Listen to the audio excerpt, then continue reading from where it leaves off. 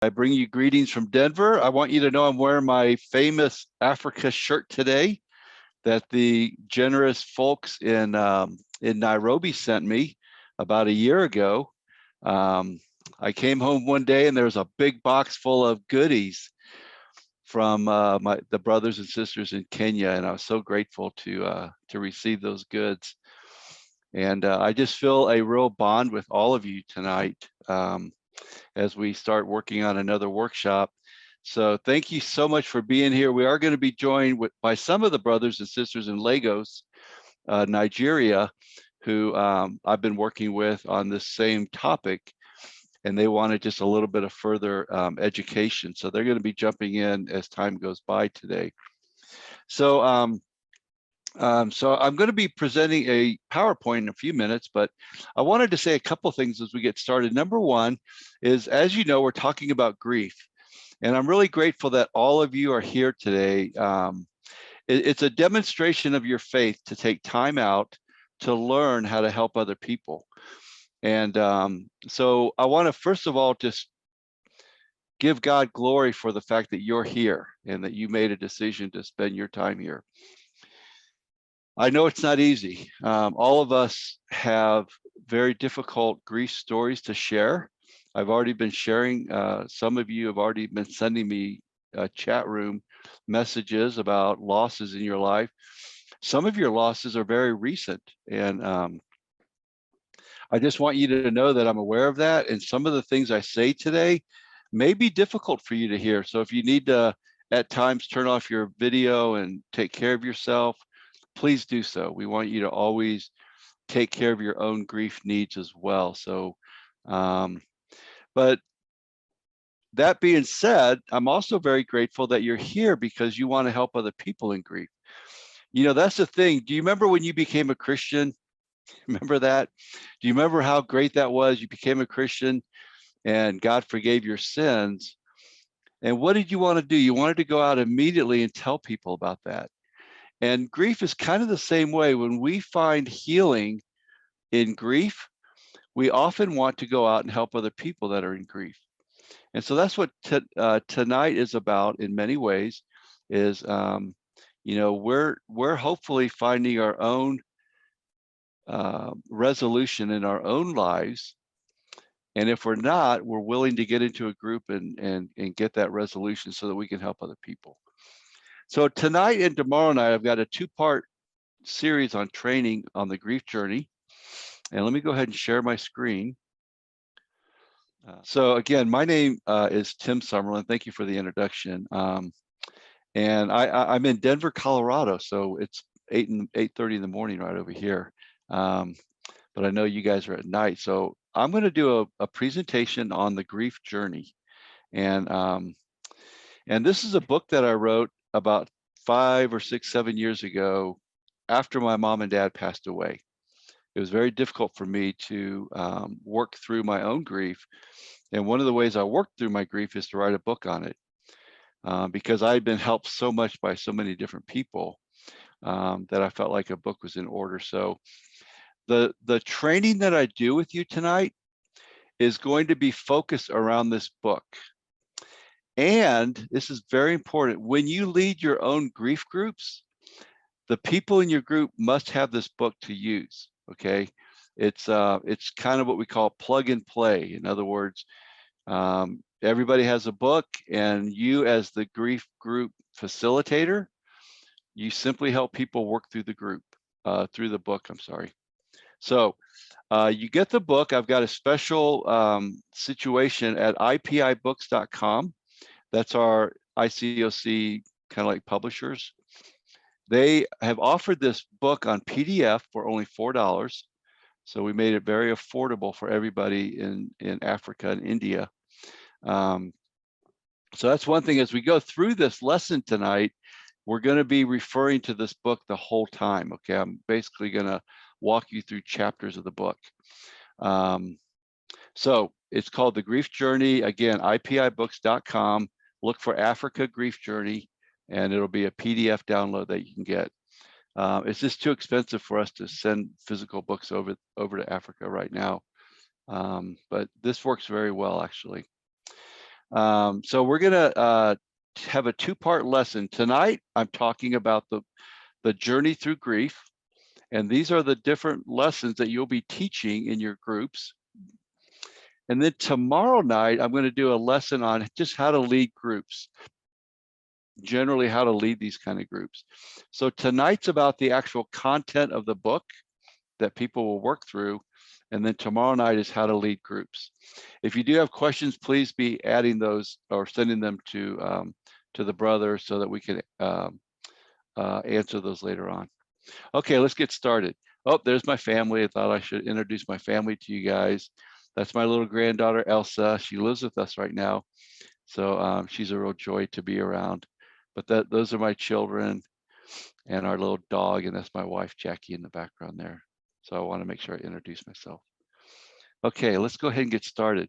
One of the things you can do is I have the notes for this class at my website at inmotioncounseling.org. So you can always go to the website. I'm also going to put the notes in the chat room here in a little bit. And I'm also going to put in the appendix in my book on how to lead these groups. So I want to give you some resources tonight to help you get started on that as well. So I'll put those in right after the lesson tonight. I need somebody, Tom, maybe you can remind me to put those two things in the chat room, okay?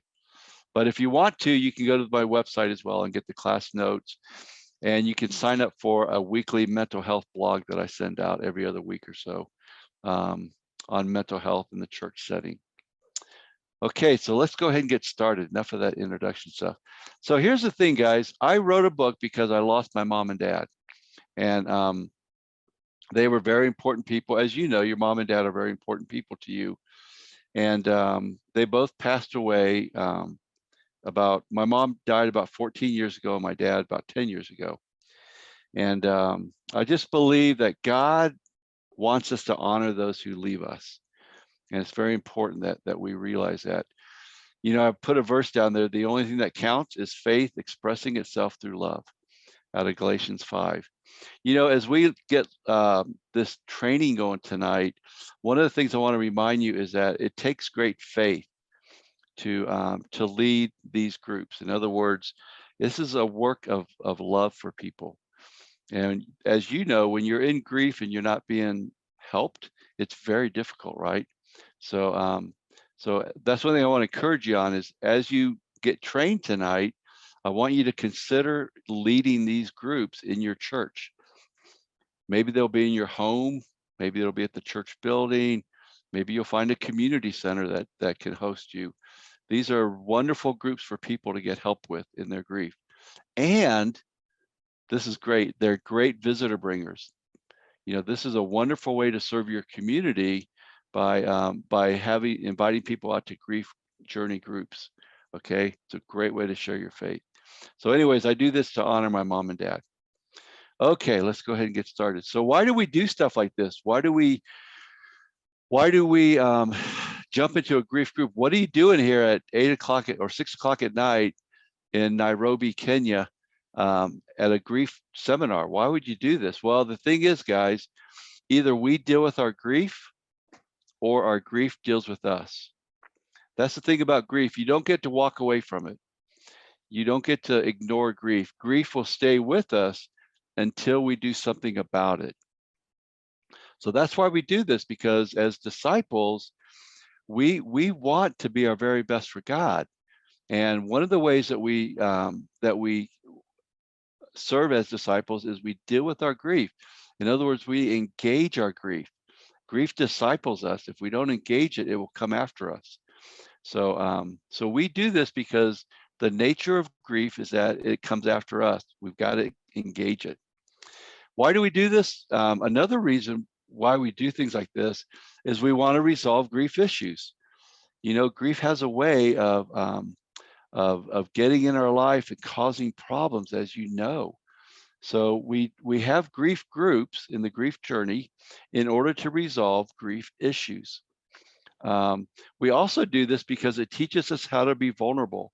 I was privileged about a year ago to run a 6-week grief journey Zoom group with 6 of your sisters there in Kenya, in Nairobi. And we all, yeah, I'd never met, never met these women before. But as we went through the grief journey together, we became very vulnerable with one another. We cried together. We we talked about things that were very difficult for us to talk about.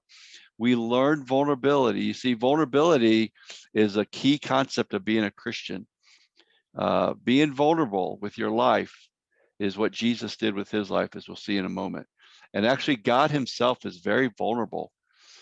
Somebody once said the vulnerability of God was his son, Jesus. In other words, when Jesus came to the earth, it was God's demonstration of his own vulnerability to give us his son. You know, another thing is in the grief journey is we develop relationships that are very bonding. Over the many years I've done grief workshops and groups, we bond with one another in a very powerful way. And then the final thing, guys, is when you engage your own grief, you become what we call pioneers of compassion. In other words, we become men and women who know how to help other people. We know what it feels like to lose somebody, and we can help those other friends of ours that have suffered similar losses.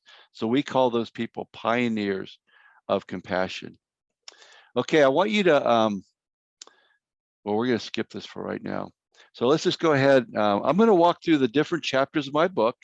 And again, let me remind you that when we facilitate grief journey groups, what we do is we just walk through a chapter every week. And people go home, they read their chapter, they do journaling in the chapter. And then when you meet for your group time, you're basically just going to process what you did in the chapter that week. So facilitating these groups is not too difficult. You're really helping people to simply walk through the chapter that they just read. They did some journaling, and then we talk about it. Okay. So the first chapter, the first week that we meet, we actually do chapter 1. It's called Jesus Embrace Grief, Will You? And we go through the whole story in John chapter 11, right? You guys know that story with Jesus and his best friend Lazarus and Martha and Mary, right? And Jesus had showed up a few days late, and Lazarus died. Remember that? And this is his friend. And a couple things happened that we talk about in the group in this first week is we talk about bargaining. And that's a common concept in grief, that after somebody dies, we tend to bargain. We tend to talk to God and talk to other people and try to figure out, why did this happen? And you know, Martha did that with Jesus. Remember, Martha came up to Jesus and she said, Jesus, if you had been here, maybe he wouldn't have died, right? Remember that? So that's called bargaining. It's okay to do that. God accepts it. Jesus accepted it. And it's very common that we do it. But the thing I'm most impressed about chapter 1, and this is what we talk to everybody about in the group, is we talk about Jesus authentically leaned into his pain. In other words, no matter what your culture says to do, we can follow Jesus. He authentically leaned into pain. How do we know that? Well, the Bible has a very short verse in chapter 11. It says, Jesus wept. It's the shortest verse in the Bible, right? Jesus wept. Now, the Bible does not say that Jesus cried. You see, crying is something that I can control. You know, if I cry, I can tell myself, okay, Tim, stop crying, get it together, let's go. That's called crying, but that's not what Jesus did. Jesus wept. You see, weeping is uncontrolled crying. In other words, Jesus cried in such a way that he couldn't control himself. He wept in front of other people. Maybe you've done that before. I would imagine you have. When you weep, you just let it all go. And see, Jesus did that in front of the very people he was supposed to be helping. He wept in front of them. So anyways, it's very important that we teach people that if we want to be disciples, then we want to be just like Jesus. And Jesus allowed his emotions to take him over. Okay, he was 100% human. Remember that? He was 100% God, but he's also 100% human. So Jesus teaches us that no matter what your culture says, we want to follow him. Now, I know in Africa, as in most parts of the world, there's parts of your culture that say you're not supposed to cry. If I remember right, I think I remember this, one of the sisters in my Nairobi group told us in the group, she said that even the women aren't supposed to cry at funerals. And I said, wow, I've never heard that before. Usually they just tell the guys not to cry, but the women, it's okay. But she said, yeah, I wasn't allowed to cry. They told me, don't cry. You have to be strong for your family. But I want to just let you know that Jesus wept, okay? And so we tell people in the group that when you come to our groups, you're allowed to emotionally do whatever you think is good. You go for it. If you want to cry, you cry. And nobody's going to stop you. In other words, we're not going to try to pat your back and make you quit crying. We simply allow people to feel their emotions. As a matter of fact, in the group, we tell people, please don't touch the person that's crying until after they're done crying. We find that oftentimes when people are crying and you start touching them and comforting them, they stop crying. And that's not the purpose of tears. Tears are God's way of cleansing out our souls. So in the group, we say, let people have their time to cry. Then you can hug them afterwards, or you can pat their back afterwards. But when they're crying, simply allow them time to do that. So that's our first group. We also come up with group guidelines. We talk about confidentiality, how important that is. There's a couple of things that we do in that first group. But the biggest point in the first group is to be like Jesus and simply let your tears be what they're going to be. Okay, then they come back for group number 2, and it's called God's heart for the griever, God's heart of compassion for the griever. And you see, we talk in this group about how God has a heart, a deep, abiding, compassionate heart for the griever.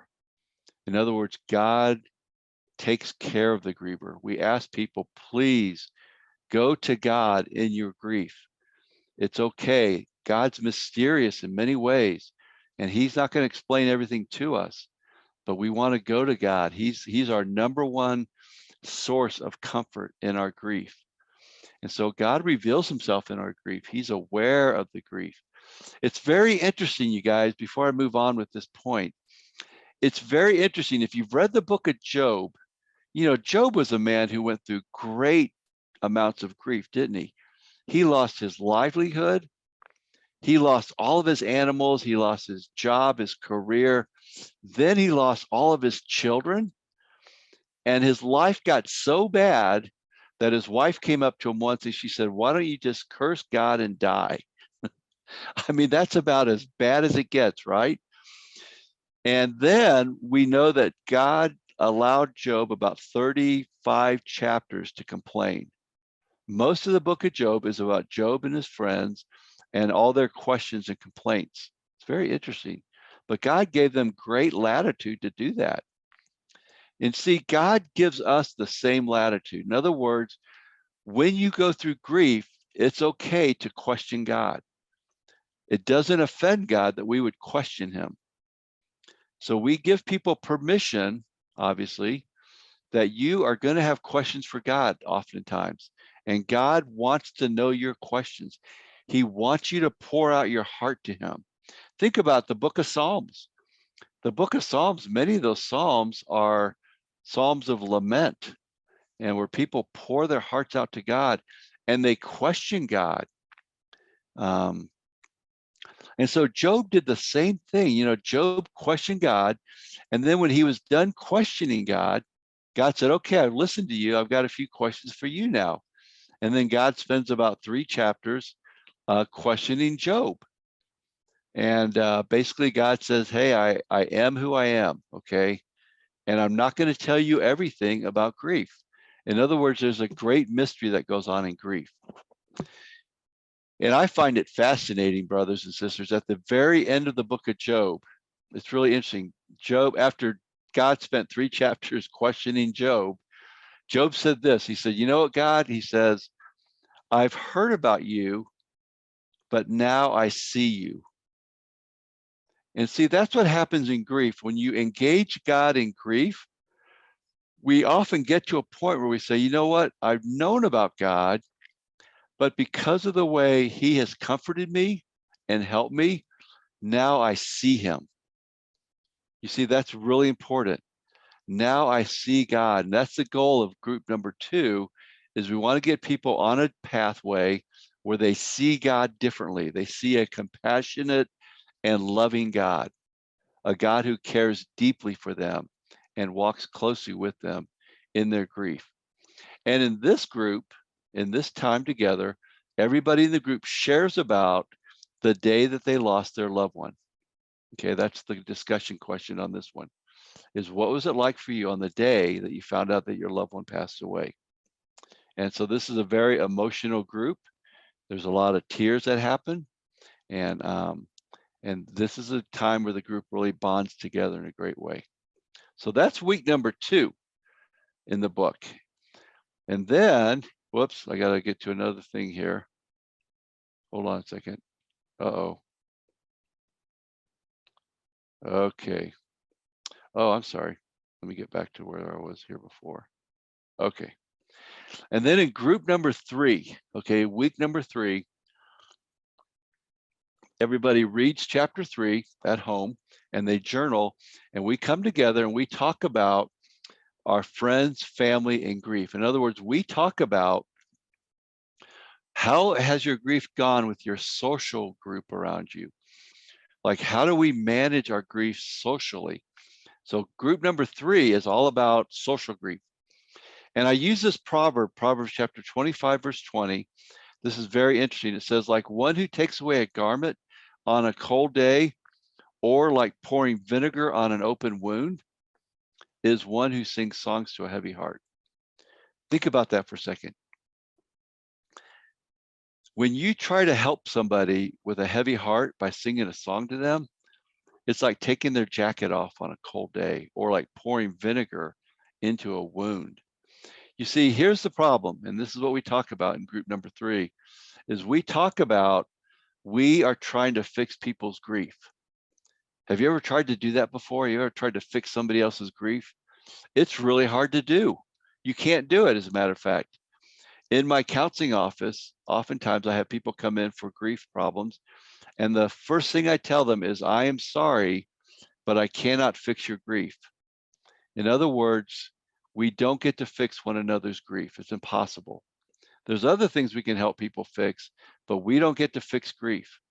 Grief is something people have to walk through on their own in many ways. We don't get to fix it for them, okay? So if anybody ever says, hey, I want you to fix my grief, you just got to tell them, I'm sorry, but I can't do that. I'm not able to fix your grief.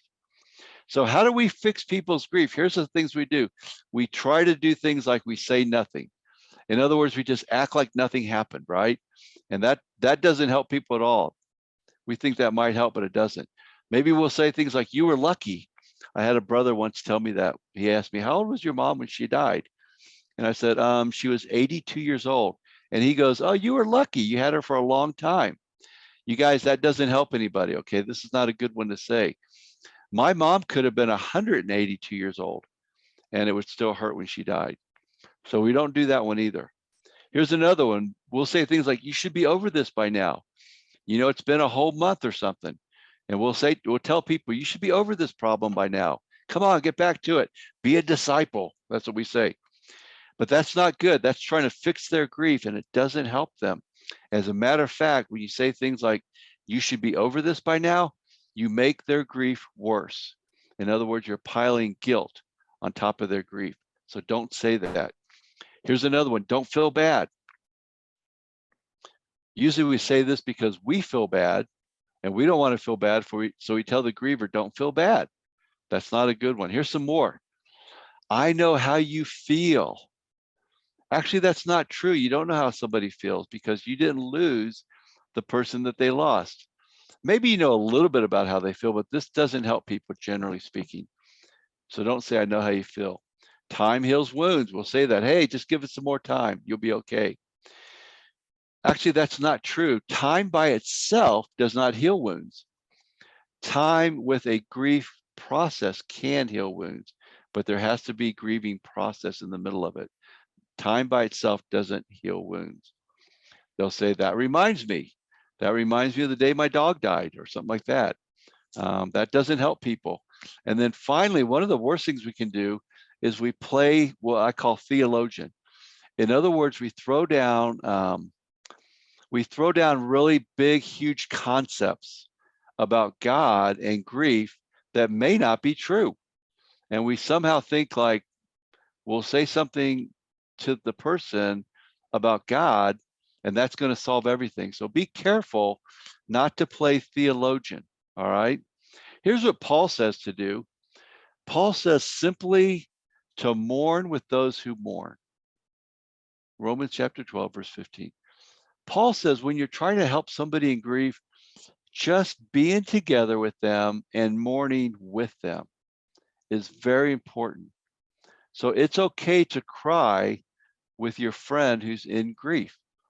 In the grief journey groups that I am a facilitator for, I will cry at times. Even though I'm the facilitator, I mourn with those who mourn. In other words, I want to be with them in their mourning. That's what helps people the most, is to mourn with the mourners. So in group number 3, this is called social grief, and this is where we just talk about how it went with your friends and your family in grief. And then we get into group number 4. And in group number 4, we spend time talking about personal grief. And we go through some different, what we call commonalities of grief. So now we're going to get kind of narrow in our focus. And we talk about how people mentally can struggle in grief. In other words, there are mental issues with us. We get distracted or confused, or we get we get to be where we can't think clearly in our grief. Maybe you've suffered through some of that before. Those are mental issues in grief. We might go through physical issues in our grief. Maybe we overeat or we undereat or we exercise a lot or we get very lazy and fat. There's all sorts of physical things that we might do in our grief. We get emotional issues in grief, right? We know that one to be true, where emotionally we can be all over the place. I remember one day, it was about a month after my mom passed away, and I was at the gymnasium getting ready to go do a workout. And I hadn't really thought about my mom too much that day, but I remember bending over to tie up my shoe, and I just busted out crying. And it just came on me like a tsunami wave. And so oftentimes, as you know, in grief, our emotions can be all over the map. And that's okay. That's all right. It's good for us to have emotions. Emotions are just God's way of telling us where our hearts are. It's God's thermometer in our life, so to speak. We might have spiritual problems in grief. Matter of fact, most people do. I remember after my mom died, she had died of lung cancer. She got cancer in her lungs. But the odd thing about my mom is she never smoked a cigarette a day in her life. She never smoked. And then she got lung cancer, and that's what took her out very quickly. And so I had some problems with that with God. I didn't like that. I didn't think it was very fair that she would die of lung cancer when she had never smoked. So God and I had to have some long talks about that. Spiritually speaking, many people struggle in grief. Please don't try to fix their spiritual problems right away. Now, maybe later on you need to sit down and talk with them, but at the beginning, simply allow them to have their time with God to work on their spirituality. Please don't force yourself on people at the beginning in their grief. And then finally, as we mentioned a minute ago, we often have social issues in grief. We may get isolated, or we may get kind of clingy with our relationships. So these are all commonalities that we talk about in chapter 5, or in the 4th week. And then also, guys, even though we have commonalities in grief, we teach people that grief also is a very unique journey. In other words, No two people grieve alike. And the reason that we grieve differently and uniquely is for two reasons. One is because we're all unique individuals. So I'm different from you, so you and I are not going to grieve alike. But it's also unique because we have a unique relationship with those people that we lost. Yeah, Tom, I jumped chapter 4, you're right. Actually, this group here that I'm talking about right now is chapters 4 and 5. I just didn't put it on there. So I'll go over that again later. But yeah, this is the fourth week, and we do chapters 4 and 5. But yeah, we grieve uniquely because we have a unique relationship with the person that we lost. So that's going to dictate how we grieve. So one of the things in our grief group is we tell people never, ever, ever correct people when they're in their grief. Like when they're doing their own kind of grief, we simply allow people to grieve as they wish, okay? Because we all grieve uniquely. So, and if you have questions about all this, just send them to the brother Mike, and we'll answer those questions. Okay, so that's group number 4. And now we get into a very specific group. We have a week where we examine a relationship. All right. We take the relationship that we came to group 4. Usually it's the most problematic relationship that you've lost.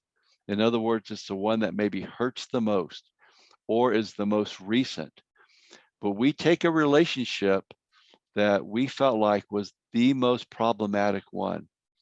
And we spend a whole week in the book journaling about that relationship, and we examine it. And I think that's only fair, isn't it? That if we lost a mom or a dad or a loved one, it's important to spend time examining and looking at that relationship for what it represented. I call that honoring a relationship. In other words, we want to honor that person by examining the relationship, taking your time to do so. I remember with my mom, I sat at the kitchen table, gosh, for probably an hour and a half or so, just writing down notes about the relationship I had with my mom.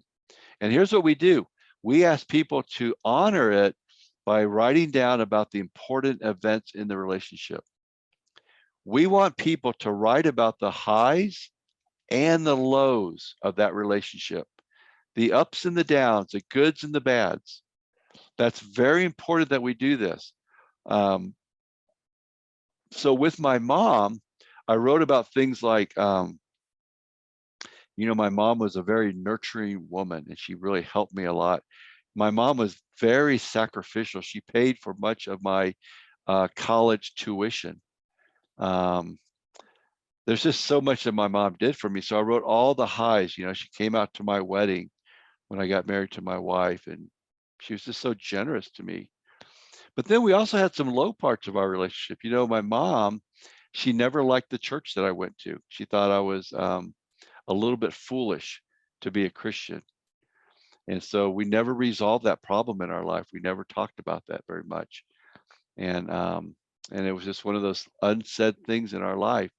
And my mom was kind of controlling. So that was something we never resolved either. So anyways, during this week, we examine a relationship, and then we get together in the group. And this is pretty cool. What we do is we break up into pairs. And in the pairs, you pair off with another person in the group. You get 30 minutes to talk about your relationship with your loved one. And it's uninterrupted talk. In other words, your partner who's listening to you doesn't get to interrupt you at all. They can smile, they can cry, they can laugh, whatever, but they don't get to interrupt you at all with any questions or comments. So you get 30 full minutes to simply talk about your loved one. And this is very important. People love this. They love having the time to share about their lost relationship. So that's week number 5. We get together and we do this, and then it's just really important. And then finally, our last week, we do something called a grief narrative. And because of the work that we did the previous week, we write a letter to our loved one. We write them a 1 to 2 page letter. And there's a couple of things we involve in the letter that I'll go over later another time, but two of the most important things we do in this letter, you guys, and this is kind of the apex of the group. This is the highlight of the group. One of the things we do in the letter is we apologize to our loved one for any unresolved problems that we caused. So with my mom, in my letter, I apologize to her for some of the things I'd done to her that I'd never resolved with her. Okay. And it was very difficult to write those things down because they hurt. But I did. I apologized to her. And then the other thing I do in these letters is we forgive our loved one. In other words, if there's things that our loved one did against us that were unresolved, we forgive them, right? Of course we do. Who are we not to forgive anybody, right? So we forgive our loved one for the way we hurt them. And then in this letter at the very end, we say goodbye to the hurts in the relationship. Now, we don't say goodbye to the relationship itself. As a matter of fact, you're going to see in a moment, we do the exact opposite. But we do say goodbye to the hurts. In other words, we say goodbye to the pains that are in the relationship, the things that hurt us and that hurt our loved one. We say goodbye to those things. We've done our very best to resolve them. I think it was the Apostle Paul said, I believe it's in Philippians, he said, as far as it is possible, be at peace with one another. And that's what this letter does. It gives us the chance, as far as it is possible, to be at peace with our loved one. And what that does, you guys, is it allows us to grieve without any blocks in the relationship, without any problems. In other words, after I took care of this letter with my mom, I was able to grieve her loss much more in a much more holistic and healthy way, because I wasn't thinking about all the problems we had in our relationship. I had taken care of those problems by apologizing and forgiving. And then after we get together and we read our letters to one another in our pairs, then we finish out the group number 6, we finish it with what I call enduring relationships or ongoing relationships. And here's what I do. This is really important. I teach a devotional from the scriptures on what I believe God says we have ongoing relationships with those that we've lost. God's very interesting the way he does this in the Old Testament especially, but he also does it in the New Testament. God uses what's called memorial stones in the Old Testament to remind his people of the impact of their ancestors. There's some really cool places where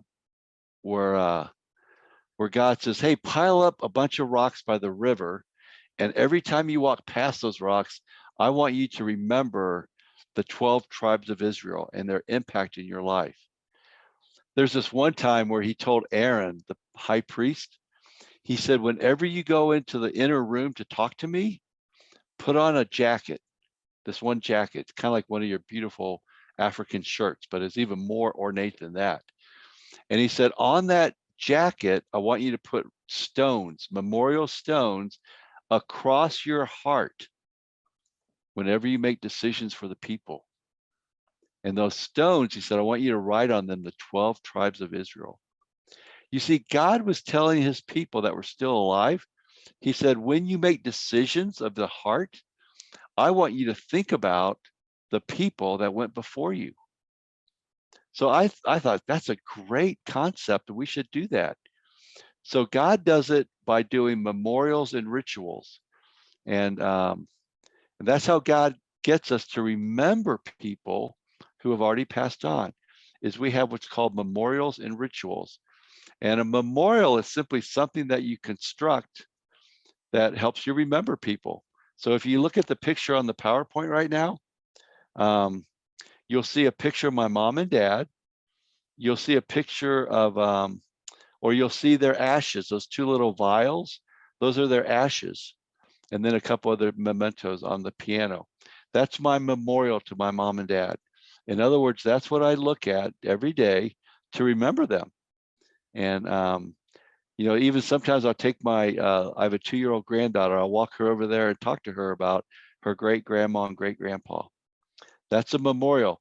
A ritual, however, is different. A ritual is something that you do on maybe an annual basis, usually it's annually, to remember your loved one and make significance in their life. In other words, there's things that we can do to keep the memory of our loved ones alive. I'll tell you a quick story, okay? And then I'm going to be done in just a moment, and we can do Q&A.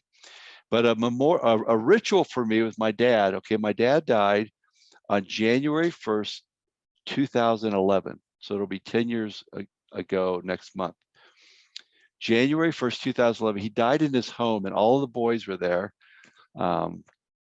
There's 4 of us that were there anyways, 4 boys. And he died early in the morning at 7 a.m. And we stood around his body, and it was a very sad time, of course. But after a few moments, my little brother said, he said, "Hey, it's 5 o'clock somewhere. Let's pour a rum and Coke." That's what my dad used to say a lot. He'd say, "Hey, it's 5 o'clock somewhere. Let's pour a rum and Coke and have a rum and Coke together." So my little brother said that. It was a Sunday morning. By this time, it was about 8 in the morning. And he said, "It's 5 o'clock somewhere. Let's pour rum and Cokes." So we all poured a rum and Coke. And then we stood around his body and we told stories about my dad. It was one of the most treasured moments of my life. We all got to tell a story through our tears. And so what we do now as a ritual, every January 1st, we all live in different parts of the country in the US. Every January 1st, we all sit down with our families and we pour rum and Cokes and we talk about Grandpa. And then we post pictures of that on Facebook. It's a ritual. We've done it for 10 years now, or 9 years. And it's a ritual that we do that every January 1st, we remember our dad in a very specific and precious way for all of us. And then we send the pictures around Facebook on what we did that day. That's called a ritual. You got to come up with your own rituals that mean something to you. And people do all sorts of things, but that's called a ritual. So that's how we remember these people that we've lost. So I'm going to go ahead and just close out by getting ready for some questions. I know I did a lot just now. I'm going to put in the chat room the notes to this presentation, and I'm going to put in the chat room the appendix in the back of the book on how to lead these groups. Okay, but I want to remind you that, and we'll go over this again tomorrow night, but you'll want to be able to get the book for yourself at ipibooks.com. Look for the Africa Grief Journey. It's a $4 download. Okay, I'm going to go ahead and let's see. Yeah, I'm going to go ahead and stop my sharing. And now we're back. And I want to welcome anybody that joined us from Lagos. I'm sorry that there was a mix-up on the time, but we'll figure that out for you Lagos people soon.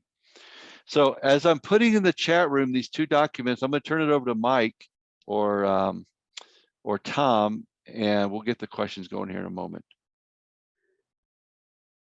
Okay, wow, thank you so much, Dr. Sumerlin. We call Daktari. We are very grateful for that session. So let me allow Tom to say something, then I give you the questions just in a minute. Thank you very much, Dr. Sumerlin. This is very, I like the practicality of it. It's very practical and very detailed. Just going through the chapters and just be able to show us how we can go through it on, as in to be able to space them on a weekly basis and what to discuss through. I pray that we can be able to get the recording so that we can be able to go through it again and maybe even the notes so that we can be able to just remind ourselves and relearn, because many things may have passed, but it is very detailed and we are very, very grateful. This is wonderful. And really, this will be able to help us to be able to move along. I was just thinking of my dad passed away 2016, and I have many memories of my dad, and they are very highs, and they are also very lows. So I was just thinking about him as you are taking us through this, and I was thinking, wow, I need to be able to really list all those things and really appreciate him, and be able to really be able to be able to learn and be able to maybe come with the rituals and be able to. I don't think, I tend to try to disassociate. I feel like if I think a lot about my loss, I will relieve it, and the pain will be there again and again. But I'm just learning the positivity, and even how the Israelites were told to be able to remember, the past greats, with their highs and lows and where they have come from. So thank you very much. This is very helpful. Back to Mike. Wow, thank you, Dr. Timothy, for really taking us through this. It's a very deep class. I think as you kept sharing, I appreciated as you were sharing about your life. And I know personally, I lost my dad in 2017. And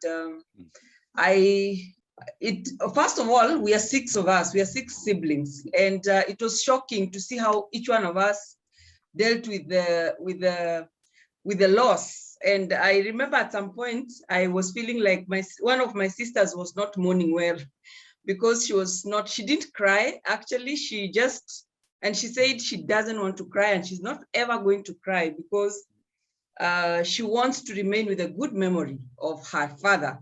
And so she didn't see him, and she didn't cry at all. So I think I was really worried about her, because I was just thinking, no, I think one day she'll just break down, but she's actually been fine. So I think as you were sharing, I was just seeing how, personally for me, I know the way is to cry. And so I thought my way is the way. And but I appreciate, actually, as you've shared, that everyone is unique. And we just need to let people mourn as the way they are. But I also appreciate, as you shared, I think for me at some point, I remember many months later, I would still maybe be driving somewhere, and I would just park the car and really cry. I was not even thinking about that, but I would just park and just cry. Sometimes I would see someone looking like him, maybe passing, and I would just think of him. So I appreciate, as you're sharing, it's not abnormal, because there are times I would feel like maybe if I even tell people I'm still crying or I'm still thinking about him, people would think I'm abnormal, but it's actually very normal. And I appreciate as you've really shared this. So I think Mike is ready with the questions. I appreciate it. Yeah, the first question here is it okay when someone is grieving to hold them and say sorry? Yes, of course. That's called mourning with those who mourn. I think one of the points I made was, in our group time, we want to not do that when people are crying in the group. So it's appropriate to do that after the group, or if somebody's home or whatever. Of course, it's important to hold them or talk to them, but in the group session, we want to allow people to be free to cry and not be interrupted. So that's just during the group time. We don't want to interrupt people. Every now and then, somebody is weeping in such a way that we have to take a time out in the group, just to give them a little dignity, to pull it back together. But generally speaking, when somebody cries, there's this thing about us, we want to move on and get, it's awkward for us, right? It's in a group when somebody's crying, and we just want to learn to hold on to that moment. And I'm going to talk about that tomorrow night, this idea of holding the emotional moment. It's very important that we're okay with people's strong emotions. So I hope that answers your question. Okay, the next one is, how do I help an individual who blames God for the loss of their loved one?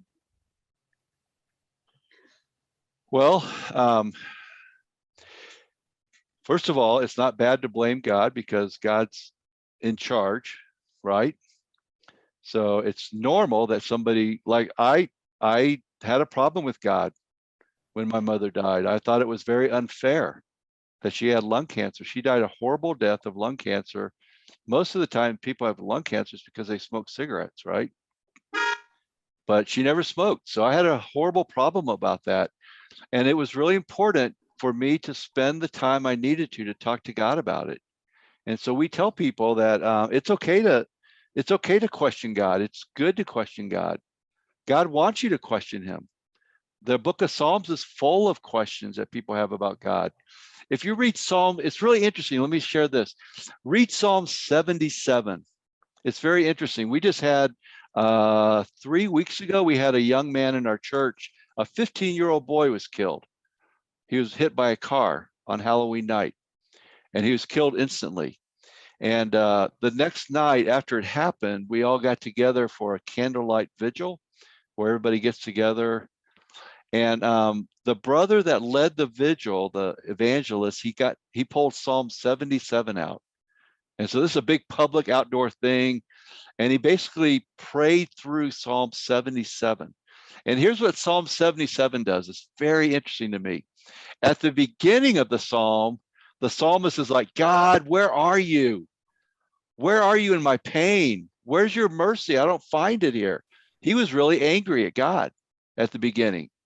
And then about halfway through the psalm, he says, but God, you're awesome. You're amazing. You know, you're powerful. And he kind of comes back around to, I like you, God, you're good.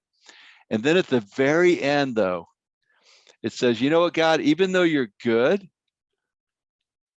when you are in the oceans and the waves, we don't get to see your footprints. In other words, he said, God, even though you're good, you're still a mystery to me. Mm-hmm. And he wasn't resolved at the end of the psalm. You don't get the sense that he was resolved. He was just being honest. And I love that at the end, the verse at the end, he goes, he said, your footprints we did not see. In other words, death is a mystery to many people. We can't explain it, guys. God doesn't give us much explanation about death. He gives us a little bit, but not much. And yet it's probably the most important thing all of us go through, right? Yeah. But God says, nope, not going to let you know much about that. So God's okay with that. I mean, he was fine with Job questioning him. At the end of the day, God's like, you know what? I am who I am. I still love you.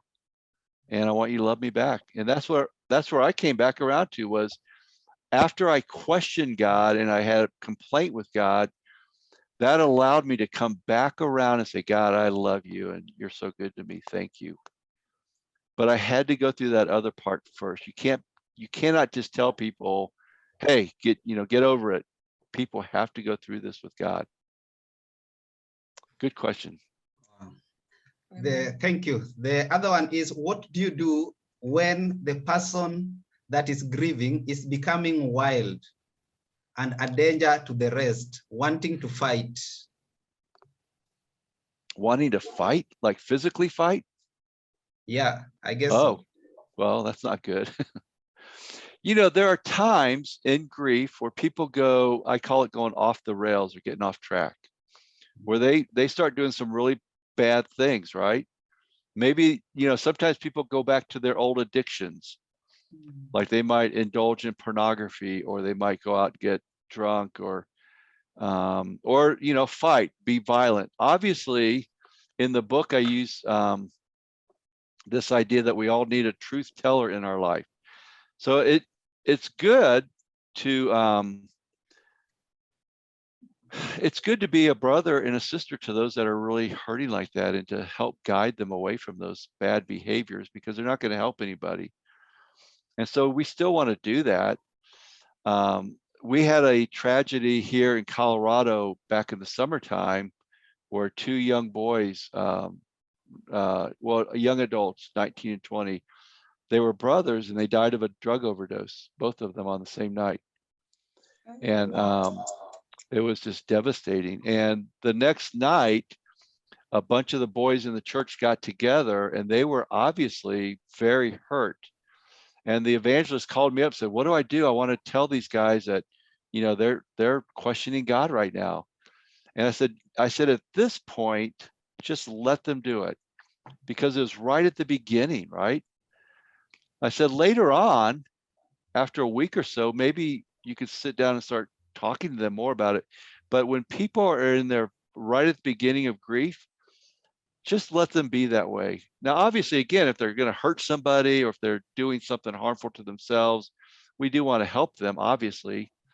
But most of the time, we just need to give people some space to work through those initial feelings of pain, because it's pain talking is what it is. Their pain is speaking out. Wow, thanks for that.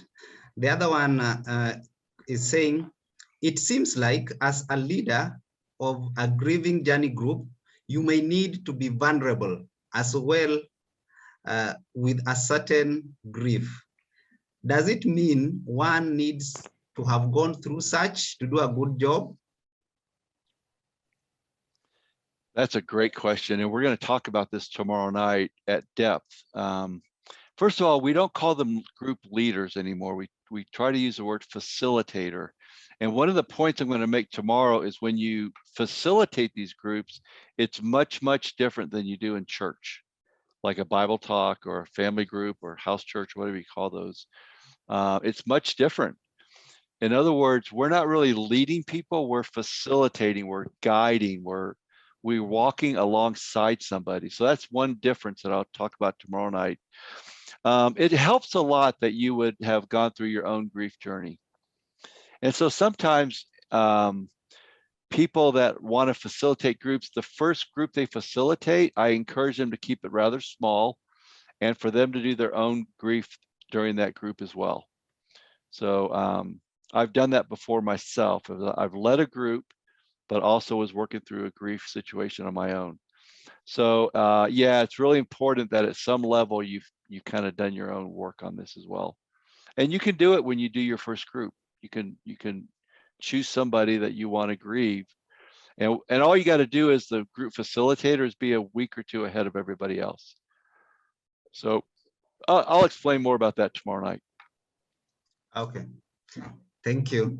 The next one is, how can someone help a grieving person that wants to be left alone, but showing some serious signs of depression for many days?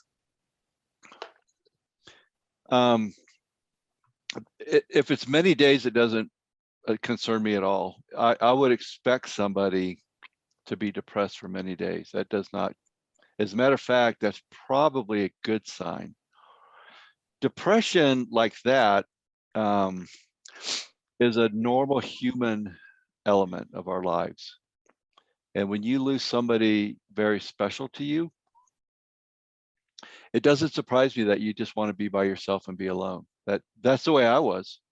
I didn't want to go to church. Matter of fact, on the night that I found out my mom's cancer was terminal and that she was going to die pretty soon, I didn't go to church that night. I stayed home. I just didn't want to be around people. It was the last thing I wanted to do was be around a bunch of people. And so that doesn't concern me. Now, if it goes into weeks and months, then that's going to concern me, because then their life is going to start being negatively impacted. If it's like several weeks or if it's a month or two, then we're concerned about that, aren't we? Because they're not able to live their life the way they should. But for a couple of days, a week, that doesn't concern me at all. I just make sure they're supported. Like they've got food to eat, you're giving them a chance to talk if they want to, that kind of thing is important. But again, that's the way some people react to this. Wow, thanks. The next one is, in the African setup, especially in Western Kenya, we have memorial services for the lost, especially for our parents. Sometimes these are more cultural than personal. What would you advise on this? Does collective memorial help, or do somebody want to have a more personal approach to these times? Yeah, so Mike, that's a really interesting question. I do this grief journey all over the world. So I've done them in South America, Mexico, Canada.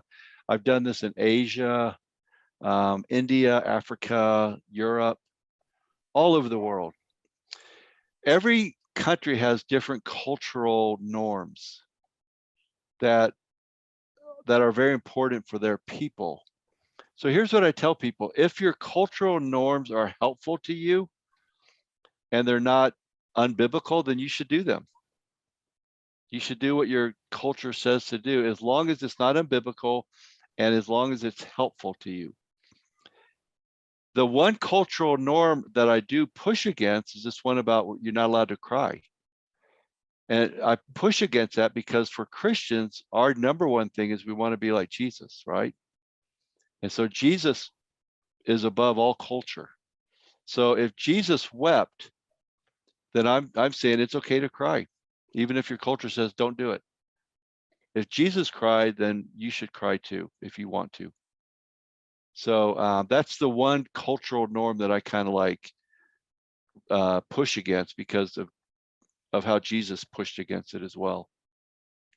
But again, let me reiterate, if your culture does something that's helpful and it's not unbiblical, or it's not unbiblical, then you should do it. Okay, thanks. There is another one here. You advise that we should not give a hug at the point of grieving to console somebody. Yet there are people who desire to be hugged, reached out to, or patted at the back. Please help me understand better. Yeah. So let me reiterate that. In the group, we don't do it. Okay. When we're in the group setting and people have their time to share, that's when we ask them not to, in the group itself. All the other times, it can be helpful. But I think we should be respectful for people. If they're going to cry, it's so, Paul said to mourn with people that mourn. So that means we should join with them in their tears. Instead of trying to stop their tears, we should simply mourn with them. The Jews have a really good habit. It's called Shiva. And after somebody dies, basically what you do is you set up a bunch of chairs in a room, and the griever sits in a chair, and then other people sit around him or her for a couple of days, and they simply mourn with each other. So again, it's only in the group setting that we ask people not to touch. Everywhere else, if it's good, then do it. Just not in the group. Okay. Wow, thanks. Another one here is, my father died when I was about 3 years old. I have always thought about him, especially when going through difficult times in life. Would you consider that grieving? Is it possible to grieve a parent that you never had experiences with? Yes, as a matter of fact, it's very proper. We get the same thing that happens when we have women that come who grieve an abortion, or they're grieving a stillborn child who they didn't get to have a relationship. And what they're grieving is what didn't happen. So they're grieving the fact that they're never going to go to their son's graduation in high school, or they're grieving the fact that they'll never walk the aisle at their daughter's wedding. So when you lost a father, which I'm really sorry to hear about, at age 3, since you didn't know this man, what you're grieving is what you're missing. You're missing all the things that you would have had with your dad. And so, yes, it's very proper to grieve that. I would encourage you to go back and find out as much as you can about your father. If there's picture books or anything that you can learn about your father, I think it's very important. And then you grieve the things that didn't get to happen. Great question. Thank you for asking that. How can someone help a grieving person that wants to be alone? Sorry, I think I'd read that. That's okay, Mike. Sorry.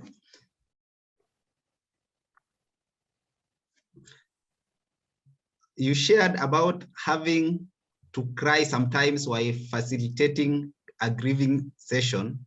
Mhm. How do you facilitate effectively when you find it difficult to cry? Mhm. When I find it difficult to cry,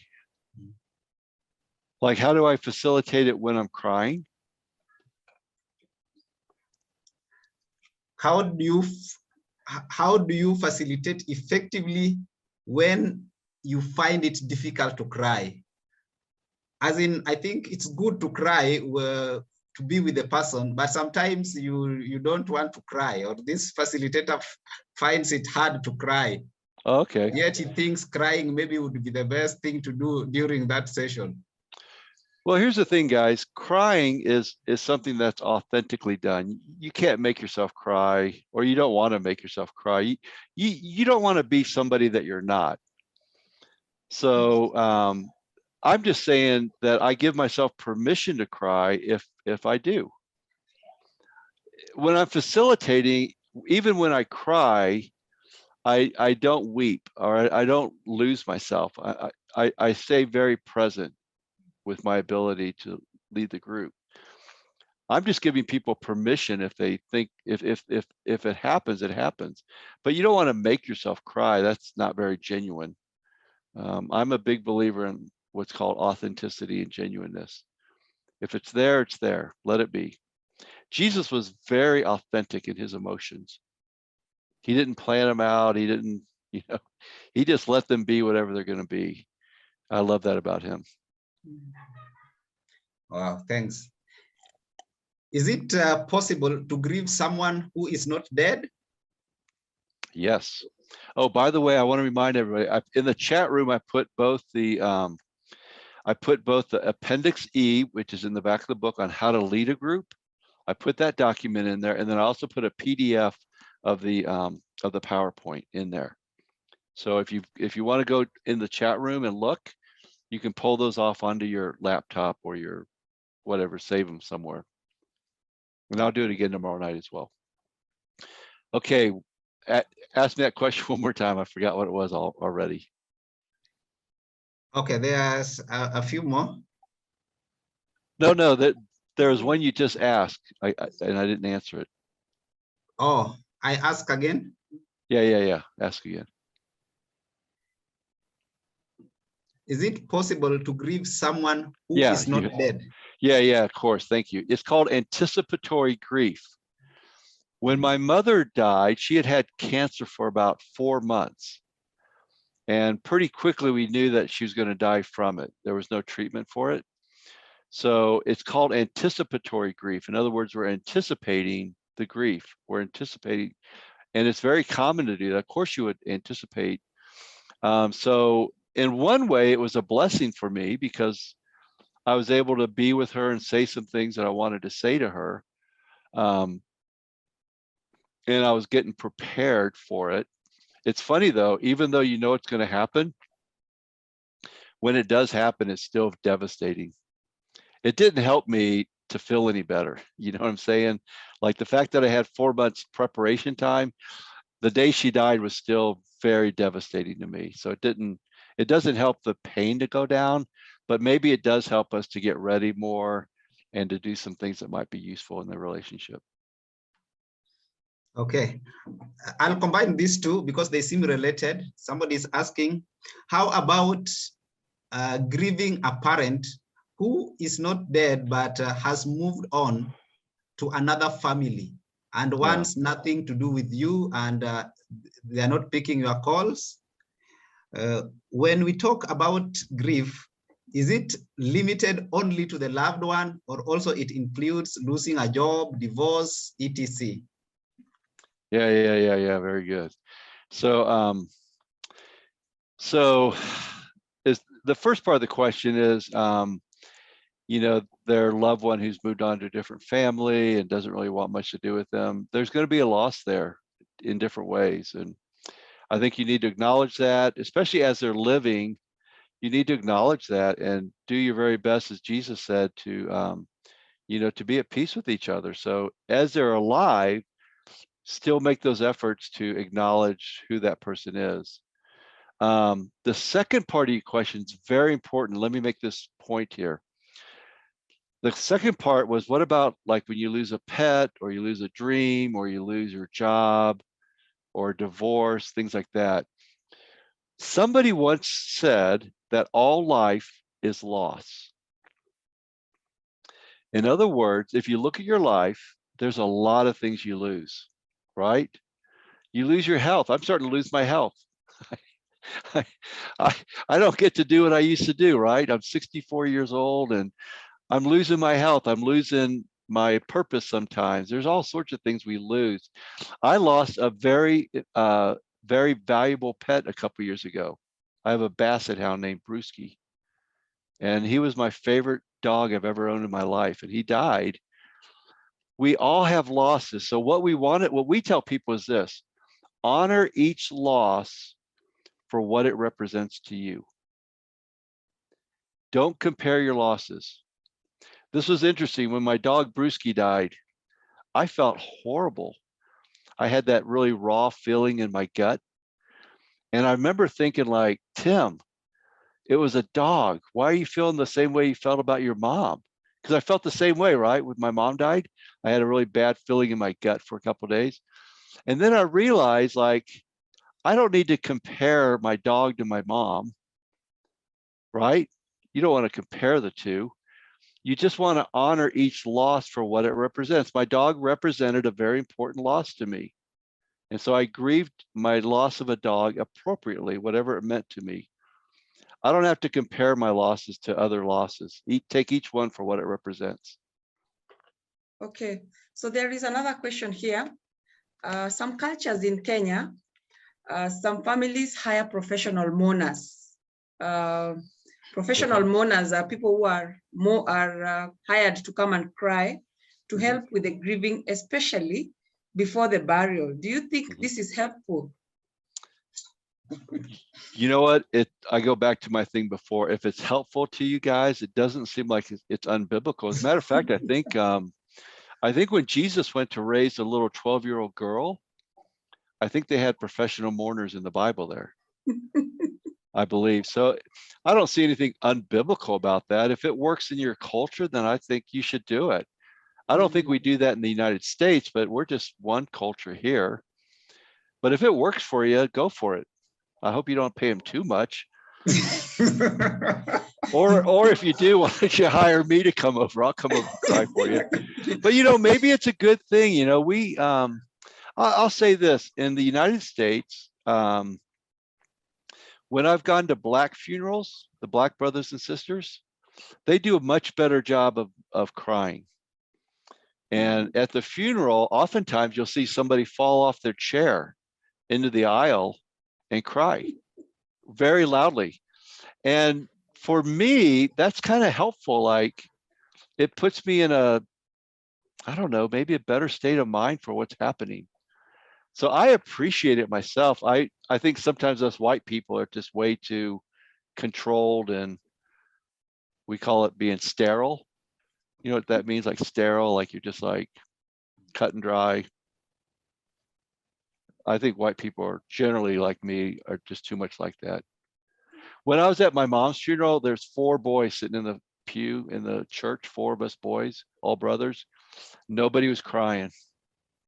And I just let it go, you guys. I just went for it. I just wept. And I said, I don't care what my brothers think about me. I don't care. This is my mom. And I'm not going to sit here and try to control my tears for my mom. You guys are just foolish for not crying. If you don't want to cry, it's up to you. But so I have no problem with hiring mourners like that. I think it's interesting. Oh, wow. Talking about rituals, how can we engage in rituals that do not make it appear as though we are endorsing paganism? Yeah. I get that question all the time. I was going to bring it up because I always get it. A ritual or memorial has nothing to do with building an altar, and it has nothing to do with worshiping pagans. That's a pretty big stretch for me to, on January the 1st every year, I sit down with a rum and Coke in my family. We talk about my grandpa or their grandpa. that's a long stretch into paganism. Okay. So yeah, it has nothing to do with that stuff. And just because, maybe because I use the word ritual, everybody thinks ritual is a bad word or something. Ritual just means something that you do. Matter of fact, guys, guess what we do? We do rituals every Sunday at church. I forgot to tell you this. We do a memorial and a ritual every Sunday. What's it called? Every Sunday when you get together, you do a memorial and a ritual. What do we call it? Communion. Yes, thank you. It's called communion, right? Communion is a memorial. Jesus said, do this in memory of me. It's a memorial. We take a piece of bread and we take a cup of juice, and we do that every single Sunday. That's called a memorial, but it's also called a ritual. Why? Because we do it every single Sunday. We're ritualistic about it. It's a ritual that we do. So they're not bad. What would make it bad is if we bow down to a pagan god, or if we drink a bottle of whiskey or something. That would make it bad. But what we do is a good thing. It's something that God's instituted. It's called communion. So in the same way, when I build a memorial to my parents on my piano at home with their picture, that's not a bad thing. Or if I have a ritual of drinking rum and Coke every January 1st with my children and talk about grandpa and post it to Facebook, that's just a ritual, something we do every year. It's not bad. Wow. Thank you. Matter of fact, one of the sisters, I'm not going to share her name, but one of the sisters from Nairobi that came to our group, when she lost a loved one, nobody talked about it in her family. And it was really harmful to her. So what she did after our group is she had a memorial service for her loved one at their home. And she lit some candles. They all got dressed up. And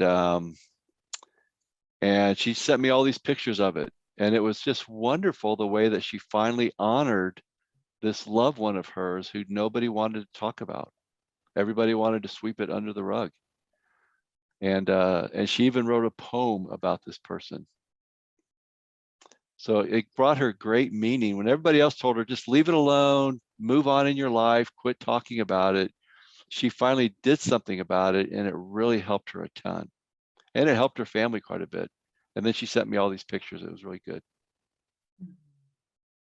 Wow. Finally, is it okay to blame someone who has taken their own life? Someone has committed suicide. You guys, we just had one of these last week. And we've had 5 or 6 now in Denver in the last 20 years of suicide. It's horrible. And some of you guys came to my class in the summertime on suicidology and grief journey. It's a very complex phenomenon. I don't have time to go into it right now. The one thing I'll tell you about suicide is this. Oftentimes it's associated with mental health disease.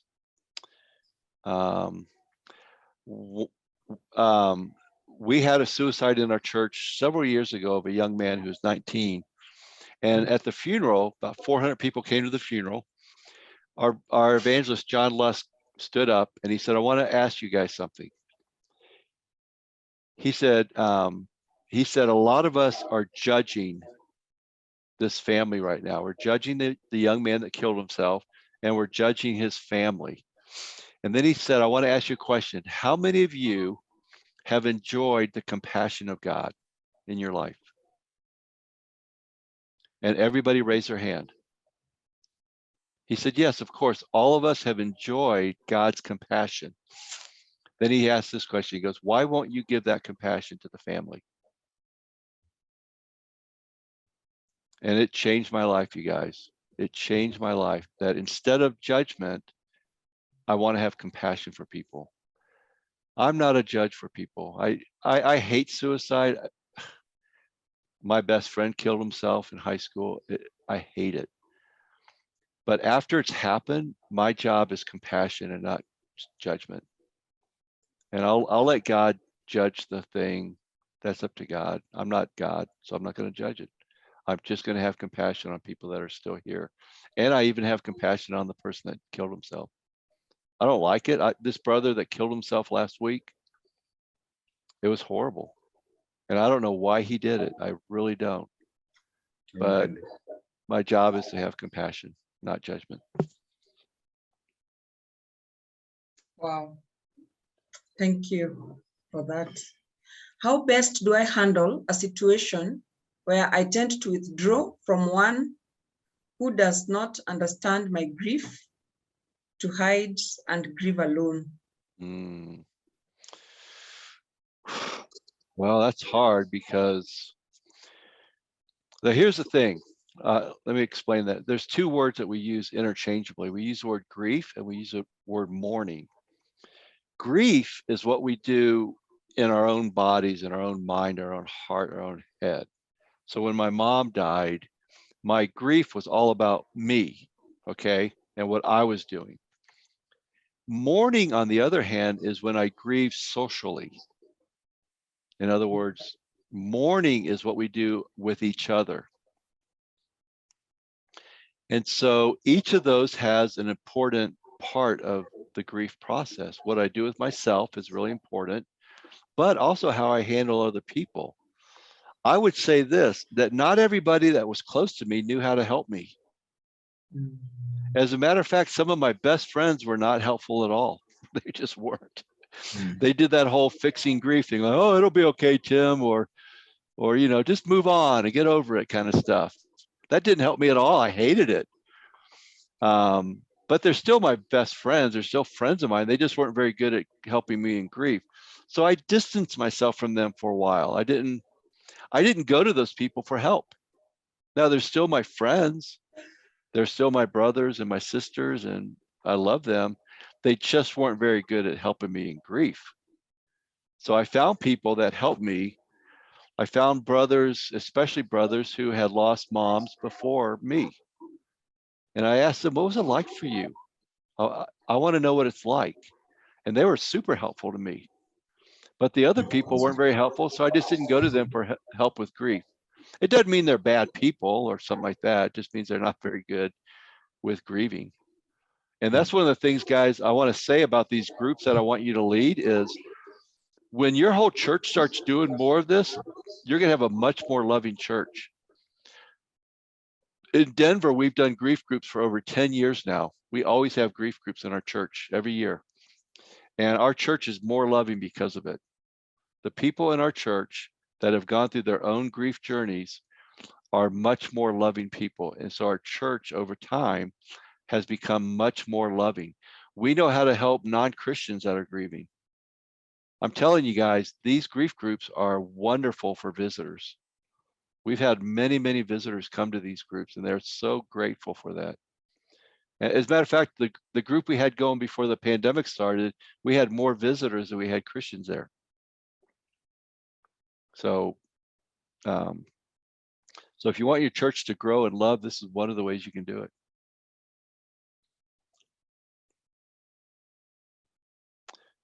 Any other questions for right now? I think I'll open it up in case there is somebody who maybe feel they can ask their question alone or by themselves. That would be good. I've gotten a request here of sending the recordings. So we are going to get the recordings to our brothers from the West. We will send, Tom will be able to communicate. So he will send the link to you guys. Hey, Wasu, I see you up there. Good to see you, my friend. Hey, I'm sorry. I don't know what happened with the time thing, but apparently it's a problem. I'll keep working with you guys in Israel. If you want to come tomorrow night, it's the same time at 6 p.m. Kenya time. You're welcome to join us tomorrow night for sure. And Mike, it's the same link as today? Yes. Okay, good. And then Wasu, I'll just keep working with you guys. You know, we'll make it happen. Okay, I'm going to stick around for a little bit. If somebody wants to ask a personal question, if they're okay, everybody else can just have a good evening, get to bed, get your sleep. but I'll stick around and answer a few more questions if that's okay. Yes, so I've allowed everybody, so you can mute, but before you unmute, let me get it back to Tom. Akelo. Yes, thank you very much, Dr. Sumerlin, for all those answers, and really, really very, very helpful. And thank you everybody who asked questions. Really, it's eye-opening and very, very relevant. Yes, you want to say something? Yeah, thank you very much, Dr. Sumerlin. I learned a lot. I think I have made many mistakes with people who have lost their loved ones, and even myself, I didn't know how to grieve. It's actually now that I'm learning how to grieve about my dad who died a long time. So it is very, very helpful. I'm very grateful. Thank you so much.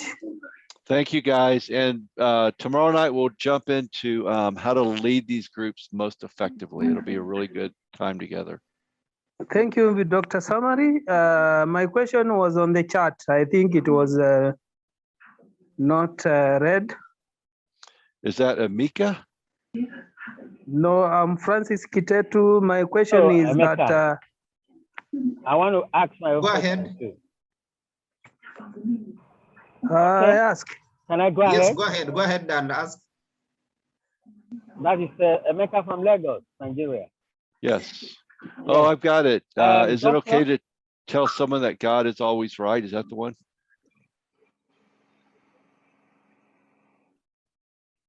Yes, that's the one. Okay. Okay. The question is it okay to tell someone that God is always right? He did it right by taking your loved one. Yeah, Here's that's the my thing. question. Okay, here's the thing, guys. Something can be true, but it can also be emotionally devoid of any kind of feeling. So in other words, that might be a true statement, but when you tell the person is important. In other words, if you tell them right away, it can actually make things worse for them. So I would avoid doing that early on in grief because a person isn't ready for that. And to me, it doesn't seem like it's a very loving comment to make. Because you're basically telling them, hey, quit questioning God and just go along with God. We need time to process. Now, later on, that's a true statement. But when you tell somebody that, it's very important. So I wouldn't do that right away. Just like those boys down in who had the friend die of drug overdose. We didn't do that right away. We waited for a while when they were ready to hear it. But at the beginning of grief, you want to give people space to just work through their own emotions, okay? So be very careful about when you do things like that. Yes, can I ask my question? Yes, please do. Yes, go Doctor, ahead. I'm wondering, does it mean that there's no time frame that when we get to a point that you say that grieving is the time for the grieving is unreasonably lengthy, that is becomes so inordinate that a person grieves just like the Bible says in 1 Thessalonians that Paul was trying to say that we shouldn't grieve like the unbelievers, that those who do not have hope. Won't it at a point grieving becomes unreasonable? I mean, the period of grieving becomes too extended, and then inconveniencing people who are around you, and then people will be tempted to say, "Oh, it's time for you to stop this grieving." So I'm wondering, can there be a time that it becomes unreasonable? Because some people, by nature, will extend it beyond a particular time, and then tends to offend what Paul was trying to encourage us not to do. I mean, we tend to start doing what Paul said we shouldn't do, because it becomes like grieving like an unbeliever who has no hope. So when the period of grieving becomes so unduly extended, and then it becomes like, so I want to know, is there a time frame that becomes unreasonable? That's a good question. And I guess when you use the word time frame, I guess who gets to decide that? Paul didn't tell us a time frame, did he? So what I'm saying is why I let the griever decide that, not me, because it's not my loss that I'm suffering. It's his loss or her loss. So I believe what Paul said is true, but Paul didn't put a time frame on that. So in other words, we should let the people decide when they're ready, not us. Sometimes we decide because we're uncomfortable with it, but it's not our loss that we're grieving, it's their loss. So it's not fair for me to say, okay, time's up, time to move on. It's not fair for me to do that because this is their loss. And because grief is very unique for every person, I should honor that for that person.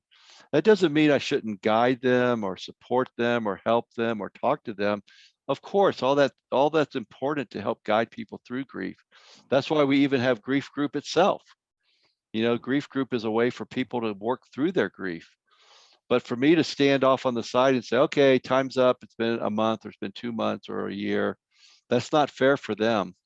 So the fact that Paul didn't give us a time frame tells me that somebody has to decide it. And I think it's best that the griever decide that, not me.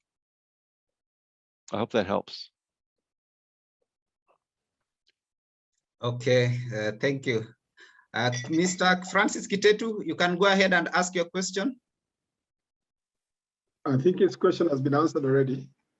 My question okay. has been already answered. It's the one I had written on the chat. Okay. Thanks. Can I go ahead and ask mine? Yes, go ahead. Yes, Dr. Sumerlin, once again, always grateful for your wealth of wisdom.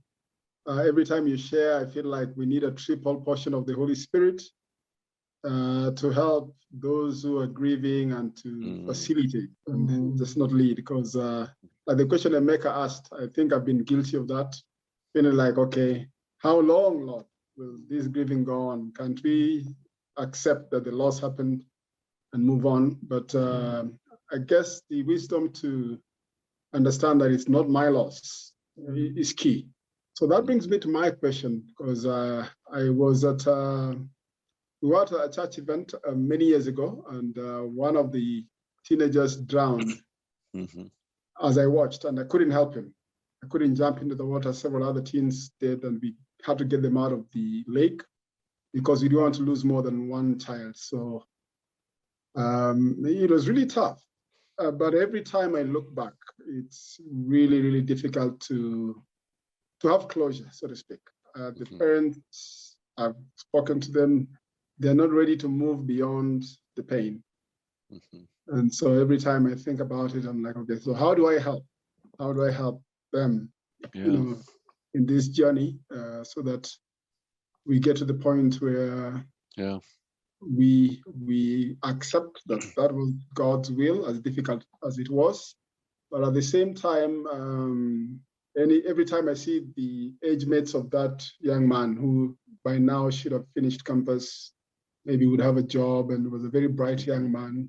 Yes. You know, the reminder for me that this could have been him. And I can only imagine what the parents go through, but I find myself at a loss to offer guidance and any help for them and even for me. So how do I navigate through all this to a point where I can say, well, it did happen and we accept that that was God's will.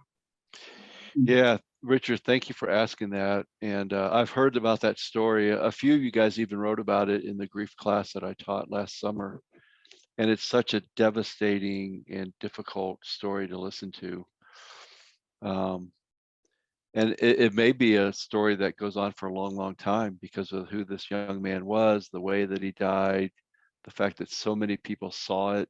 It was a very public tragedy, wasn't it? And so that's the first thing, is just to continually acknowledge that this is a very difficult thing. You know, this wasn't an 88-year-old woman who died, who lived a full life. This was a teenager who was cut. We just had this in Denver a couple weeks ago. A 15-year-old boy on Halloween night was hit by a car and killed instantly. So that's one thing, is just to acknowledge that, yes, this is always very difficult. This is not very clean. like normal, right? No parent should have to bury their own children. That's not good. So that's one thing I think about. Number two is I think about our need to continually grow in compassion for these things. And even after all these years, you're still feeling the loss, aren't you, Richard? I mean, this young man should be graduating from campus now. And so just to grow in our compassion. But then for your question, you asked the question, how do we help these people, these parents? Because they seem like after many years now, they're still in their pain, right? And it's very difficult. And that's hard because, you know, you might be standing there going, gosh, these people, they're not living their life anymore. They seem to have stopped.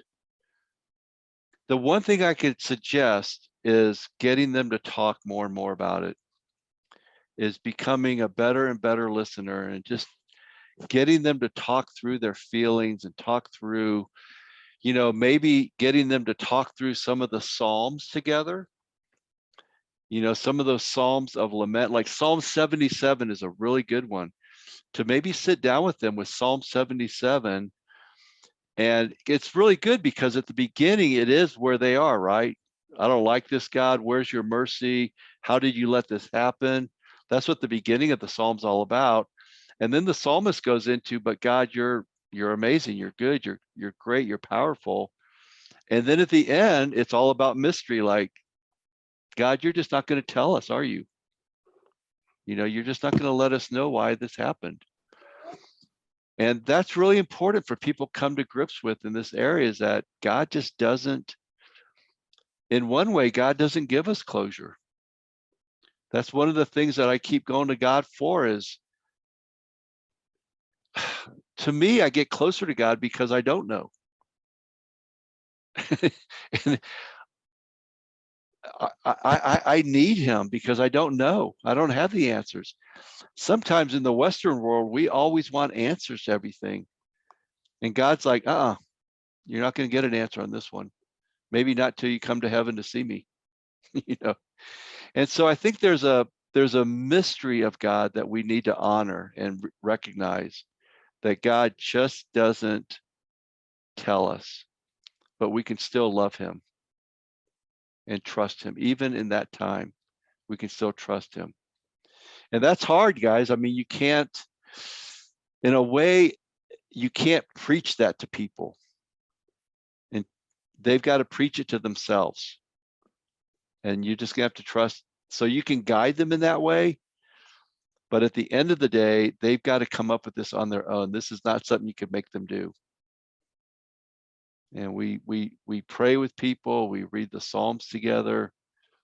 But at the end of the day, we have to walk out the door, go back to our houses, and then they have to face this for themselves as well. I hope that helps. If you ever see these people, please let them know that I hurt for them over here in the US. I'm just so sorry that happened. Yeah, the couple is in my ministry now. When this happened, they were not. But when we moved, we in the same neighborhood actually. One of the things I've thought about is to go and you know, at the shore of the lake where the young man drowned, and just have a memorial. Yeah. They're not ready yet, so Sure. Whenever they feel ready, I would like to take that journey with them. And I've never been to that you know, beach again ever. It's something that I think I'd like to do with the parents, and just be able to seek some closure there. Yeah, and I think that's a great idea, Richard, when they're ready to do that. I think it's a great idea to do some kind of symbolic balloons or whatever.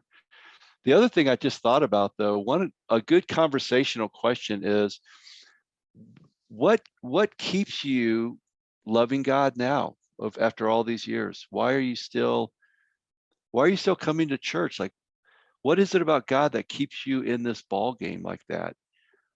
Why haven't you know, in a sense, why haven't you walked away from God yet? There's something about God that keeps you coming. And that's called a strength-based approach. In other words, you're finding out, why are they still here? In a good way. Like, why still love God? And you'll start hearing them say things about why they still love God. And that's very important information for you. Because most people would have just turned their back on God and left, right? After something like that, they would have just said, forget you, God, I'm out of here. But for some reason, they're still faithful Christians, which I'm very encouraged by.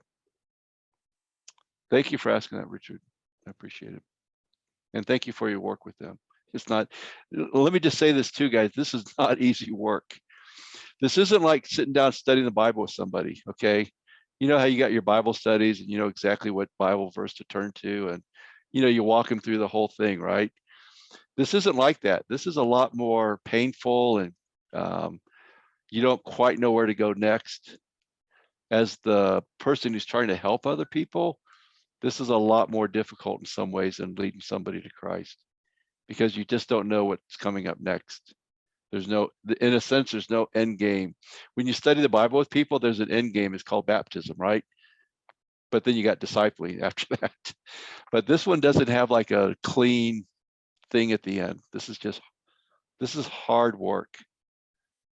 So anyways, these are great questions. I appreciate your hearts here. Anybody else got any other questions? Here's one. Here's one by Darius. My question is, how do I help someone who lost his mother during a civil war? Maybe never knew that she was dead until after 2 years. Got back home and is not certain of her grave spot. So that's a good question. So what do you do with people? How do you help people who've gone through really terrible, like people that have been murdered or suicide, or they died in a civil unrest when it wasn't fair? Or even like, I don't know where they're even buried at. Like, we don't even know. How do you help them? Well, here's the thing. And please hear this the way I want to say it. In one sense, it doesn't matter how they died. What matters is you lost a relationship. So it doesn't matter in one sense of the word. It doesn't matter how they died. The job that we have is to grieve the loss of a relationship. So whether they died of old age, or they were murdered, or they committed suicide, our job is the same. It's to grieve a lost relationship. Now, it doesn't mean those other things aren't important. Of course they are. You know, we always want to find out where the body might be. We want to put them to rest. Things like that. Those are all important. But the job that we have in the grief journey is to grieve the loss of a relationship. And for that, they can still do that even though they're uncertain of why it happened, where it happened, when it happened, or even where the body might be.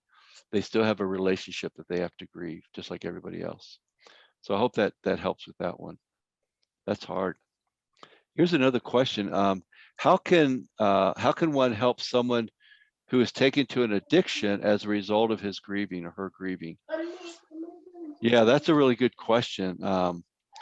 Because what that does, it complicates everything. Because now you have not just grief to deal with, but you have an addiction to deal with. And like I said before, a lot of times people go back to addictions in their grief because that's what brings them comfort. So maybe you've got a brother who used to look at pornography. He became a Christian, he quit looking at pornography, and then he loses a loved one and he's gone back to pornography because it comforts him. Or people go back to drinking alcohol or doing drugs because there's a comfort there. So what you want to do is, as you help them with the addiction, remember there's a reason they're going to that addiction. And the reason is there's pain, and they're trying to get rid of pain. And so the grief journey or a grief process is one way to get rid of pain. It lessens the amount of pain that we're going through. And if you can help people lessen their pain, then they're going to probably not have that addiction so bad. But I think they're interchanged with one another. The addiction and the grief, they're tangled up, so to speak. And so keep helping them with the grief they're going through, and you'll probably see their addictions lessen. Thank you very much, Dr. Sumerlin. I know there may be other questions, and please, we'll have some more time tomorrow. So please, you can post your questions tomorrow, Just write them down somewhere in your notebook so that you don't forget. And tomorrow you can still post it again during the session. And Dr. Sumerlin will be happy to attend to them. Because of time, I would like us to end now and be able to pray. But let's please remember that tomorrow we are meeting at the same time. The Zoom link is the same. So we are meeting at 6 Kenyan time, East African time, 6 p.m. So let's please try to be early and encourage one another. Also, I just want to thank everybody who was able to log in. Thank you so much for coming and for learning together. Thank you so much, our brothers and sisters from Lagos. We are happy to have you. It was great. It is great to see you and fellowship together and learn together. Thank you, East Africans.